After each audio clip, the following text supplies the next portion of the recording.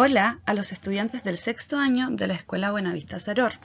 En la asignatura de Lenguaje y Comunicación, con la profesora Leslie Villarruel y Jessica Bustos, realizaremos una pequeña presentación sobre los elementos narrativos.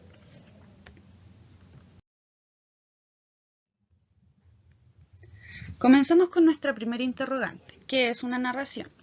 La narración es el relato de hechos o acontecimientos, reales o ficticios, de unos personajes en un tiempo y en un espacio determinado.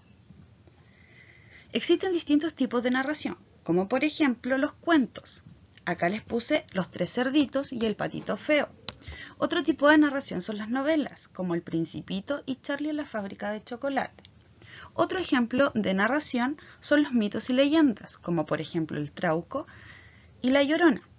Y otro ejemplo de narración también son las noticias, como por ejemplo acá vemos una noticia de Alexis Sánchez y otra noticia de la inauguración de nuestro establecimiento. Existen distintos tipos de narración, como ya les comenté. Yo acá solo puse algunos ejemplos. También tenemos los debates, los relatos, las anécdotas, entre otros.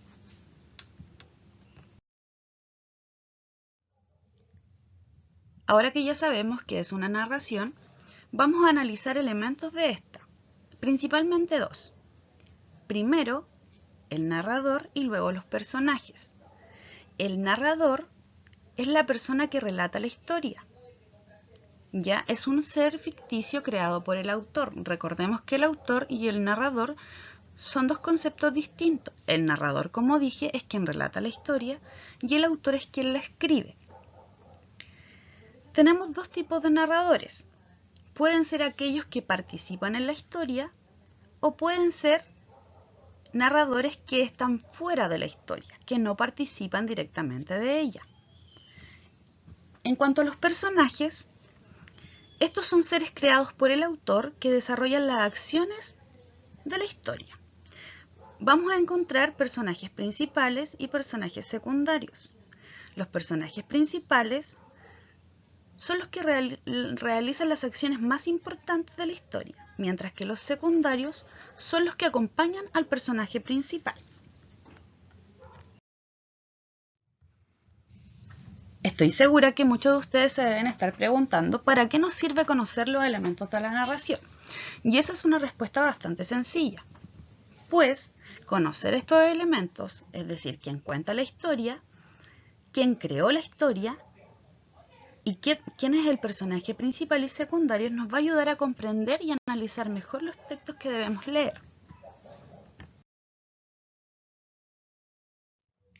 Para que nos queden mucho más claros los conceptos que acabamos de ver, vamos a realizar un análisis de un texto narrativo con un pequeño fragmento del texto El burro flautista.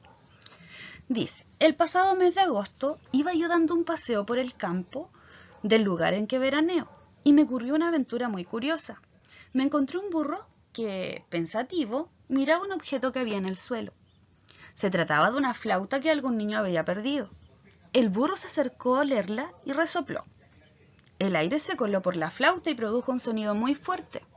Y el burro dijo, ¡oh, qué bien sé tocar! Luego dirán que los burros somos unos zoquetes. Pobre burro, no se dio cuenta de que la flauta sonó por casualidad. El autor es Tomás Iriarte. Para analizar este texto nos vamos a plantear tres preguntas. La primera es ¿quién es el autor del texto? Esa pregunta está sumamente fácil porque al final del fragmento aparece autor, Tomás Iriarte. Él es la persona que escribió este fragmento. La segunda pregunta que vamos a analizar es, ¿el narrador está presente o ausente en el relato? Como yo les dije, había narradores que participaban de la historia y otros que no participan. En este caso, debemos volver a leer. Y aquí, por ejemplo, dice, el mes de agosto iba yo dando un paseo. La palabra yo me indica que el narrador está presente en el texto. En este caso sería el narrador testigo. Más adelante yo les voy a dar los tipos de narradores y los vamos a definir. ¿ok? Pero en este caso yo solo quiero que comprendan que hay narradores que están fuera de la historia y otros que participan de ella. Y nuestra tercera pregunta es ¿quién es el protagonista? En este caso, la pregunta también es bien fácil de contestar. El título me indica el burro flautista, ¿verdad? Y además de eso, la persona que realiza todas las acciones de este pequeño fragmento, ¿quién es? El burro. Entonces, ¿quién es el protagonista? El burro.